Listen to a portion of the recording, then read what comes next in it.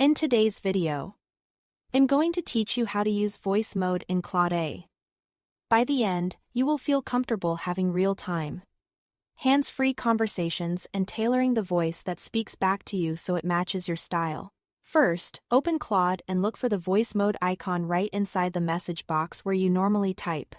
It typically appears as a small sound wave or a microphone symbol. You will usually find it within or beside the text input field, so keep your eyes on that area. When you see it, you are in the right place. Now, tap the icon to start speaking. As soon as you do, Claude begins listening and transcribing your words into text in real time. Just talk the way you naturally would. Keep your sentences clear and at a steady pace so the transcription stays accurate. If you have a multi-part question, it can help to speak in short, complete thoughts. When you pause, Claude processes what you said and responds. The response isn't just text on the screen. Voice mode can read it aloud to you, turning the exchange into a fluid back-and-forth conversation. One of the best parts of voice mode is that you can personalize how the audio response sounds. If you want to choose a different voice style, head to your profile in the bottom left corner.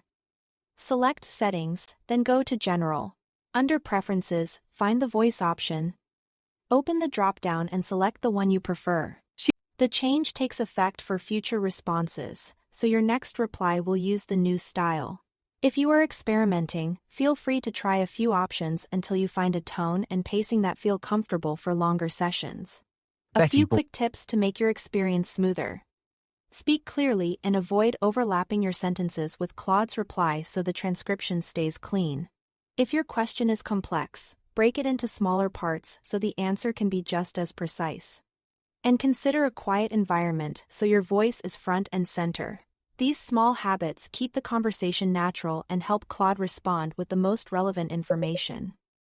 That's all there is to it. Thanks for watching.